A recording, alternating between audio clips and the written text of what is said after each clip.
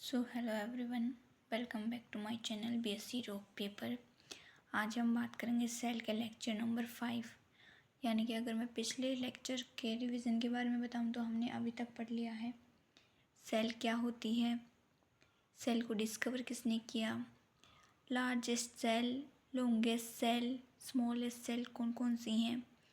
ठीक है, ये हमने पढ़ लिया है। पार्ट ऑफ सेल पढ़ लिया, जैसे माइटोकॉन्ड्रिया, लाइसोजाइम, वैक्यूल और सेल मेम्ब्रेन, न्यूक्लियस, ये सब हमने पढ़ चुके हैं, अब तक पढ़ लिया है। आज हम पढ़ेंगे प्लास्टिड के बारे में।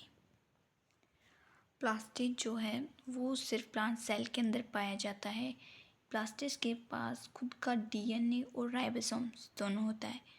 माइटोकॉन्ड्रिया और प्लास्टिड दोनों के पास में खुद का डीएनए और राइबोसोम्स होता है। सीधी सी बात है, माइटोकॉन्ड्रिया के पास खुद का डीएनए और राइबोसोम होता है। तो ये दोनों चीज़ें यहाँ से 1 नंबर का क्वेश्चन बन सकता है आपके एग्ज़ाम में। अगला है प्लास्टिड की पार्ट। तो पहला पार्ट हमारा क्लोरोप्लास्ट। क्लोरोप्लास्ट के अंदर जो हमारा क्लोरोप्लास्ट है उसके अंदर क्लोरोफिल पिगमेंट पाया जाएगा। जो क्लोरोप्लास्ट है वो यूज़ करता है सोलर एनर्जी को, ताकि वो खाना बना सके फोटोसिंथेसिस की मदद से। ठीक है, अगला हमारा ल्यूकोप्लास्ट। स्टोरेज करता है फूड की, जैसे अमाइलोप्लास्ट करता है कार्बोहाइड्रेट की, एलोरोप्लास्ट प्रोटीन की और इलेलोप्लास्ट फैट्स की। अगला हमारा क्रोमोप्लास्ट। क्रोमो का मीन्स है कलर और प्लास्ट का मतलब प्रोवाइड करवाना, यानी कि कलर प्रोवाइड करवाने का काम है क्लोरोप्लास्ट का। अगला हमारा सेल डिवीज़न।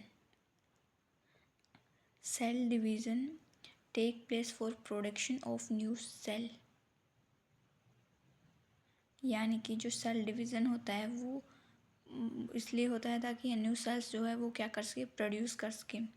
रीजंस हो सकता है सेल डिवीज़न का, जो ऑर्गेनिजम्स है वो ग्रोथ शो कर सके, जो डेड है और जो इंजर्ड सेल्स हैं वो रिप्लेस कर जाएं, यानी कि उनकी जगह जो घायल हो चुकी थी सेल्स, जो ख़त्म हो चुकी थी, उनकी जगह न्यू सेल्स आ जाए।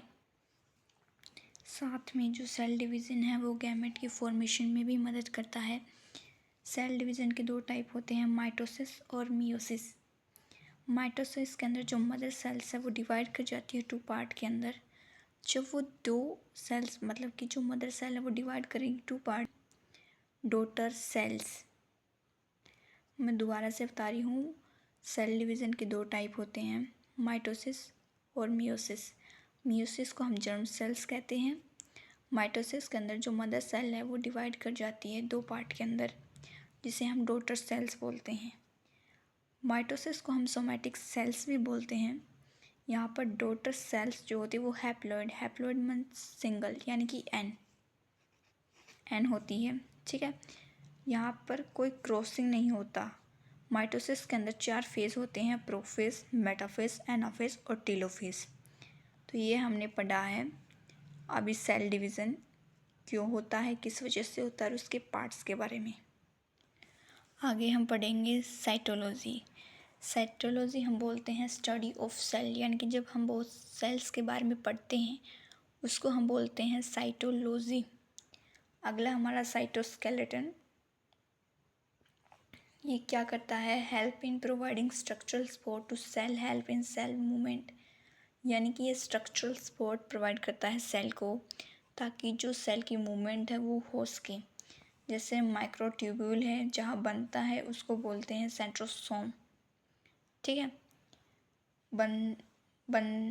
बनता होता है 2 सेंट्रियोल से, यानी जो सेंट्रोसोम है वो 2 सेंट्रियोल से मिलकर बनता है, 9+0 और 9+2। अगला है सेंट्रोसोम। माइक्रोट्यूब्यूल का ऑर्गेनाइजेशन सेंटर जो होता है उसको हम बोलते हैं सेंट्रोसोम। अगला हमारा डीएनए रेप्लिकेशन। डीएनए का पता होगा, deoxy ribo nucleic acid, double helical structure होती है ऐसी।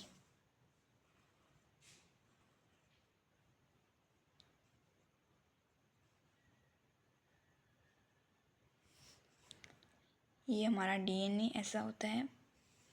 जो डीएनए का मॉलिक्यूल है उसको डिस्कवर किया था फ्रेडरिक मिस्चर ने। ये इसकी फुल फॉर्म है और वॉटसन क्रिक ने दोनों ने मिलकर डीएनए के डबल हेलिकल स्ट्रक्चर के बारे में बताया था। मतलब कि जो स्ट्रैंड होता है डीएनए का डबल स्ट्रैंडेड होता है, उसमें एडेनिन, ग्वानिन, थाइमिन और साइटोसिन ये हमें डीएनए के अंदर देखने को मिलते हैं, न्यूक्लियोटाइड्स। अब है it is a process by which a cell copies its DNA before dividing, ensuring that each new cells has a identical copy of the original DNA. यानी कि एक प्रोसेस होता है जिसके अंदर जो सेल्स हैं वो अपने ही डीएनए की क्या बनाती हैं, कॉपी।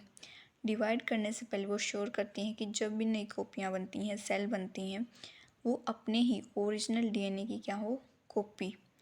फंक्शनल यूनिट है जो डीएनए की वो होती है हमारी जीन। और डीएनए रेप्लिकेशन के अंदर जो एंजाइम्स इन्वॉल्व होते हैं वो हमारा होता है हेलिकेज, प्राइमेज, लाइगेज और पॉलीमरेज। ये 4 हमारे एंजाइम्स होते हैं। तो आज हम यहीं तक पढ़ेंगे। Thank you.